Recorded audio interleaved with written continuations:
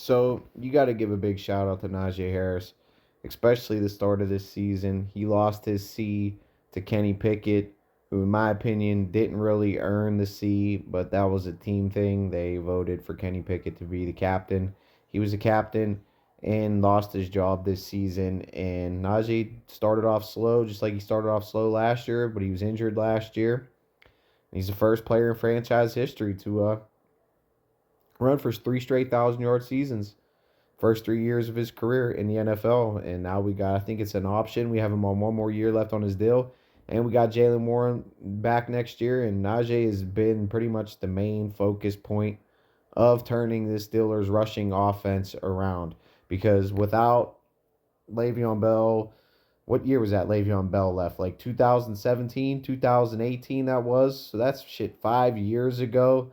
This rushing attack has just not been the same until Najee Harris has come to town, and now it's 3 straight seasons, 1,000 yards for Najee Harris, and a guy who is basically built to be a bell cow back, a guy that's supposed to get the ball 20 to 25 times a game, and has been a pro and has been pretty much the leader in the locker room, I'd say, all year for this team. I mean, I'm going to be honest with it. Offensively, he's just been a leader. He's been a consummate professional. He hasn't really thrown anybody under the bus. That one time, after weeks and weeks and weeks and weeks and weeks and weeks of terrible play calling, and literally other teams coming out and straight up saying that they know what the Steelers are going to run before they run it. And when he was questioned, do other teams know what you're doing? He's like, yeah, man, they know what we're doing. They've been keying in on Naj all year. Let's be straight up about it. They have been keying in on Naj all year long, stacking the box, daring Kenny Pickett to throw all year long. And, you know, he just carries people. And a lot of the times the offensive line was hurt early in the year. Didn't get off to the groove they were on to right now. Didn't have Broderick Jones.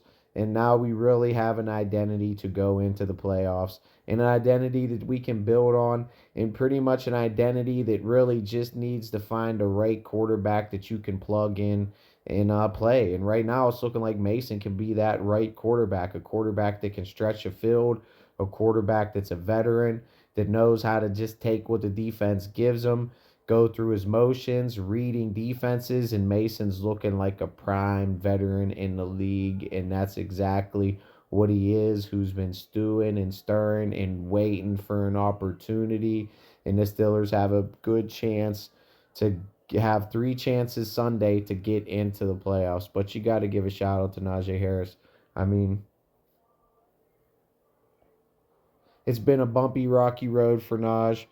He deserves it. I mean, I'd say he's been a great leader of this team, hard worker, and I'd say he's pretty much the face of this offense and one of the new faces of this franchise. So, and it's only going to get better. You get a quarterback that makes defenses have to respect that deep ball, he's going to keep dominating like he's been dominating these last 3 games to put us in a position to keep us within chances to get into dance. And I honestly think if we go to Miami, he can run all over that Miami defense with Mason the way he's playing. And if we get healthy on defense, Mika back, TJ stays healthy, whew, this Miami team's a little banged up, and this might be the first playoff win we might get in a while. You got to be able to run the ball in January, bro. Those are the facts of life and the facts of the NFL. So here we go, Steelers.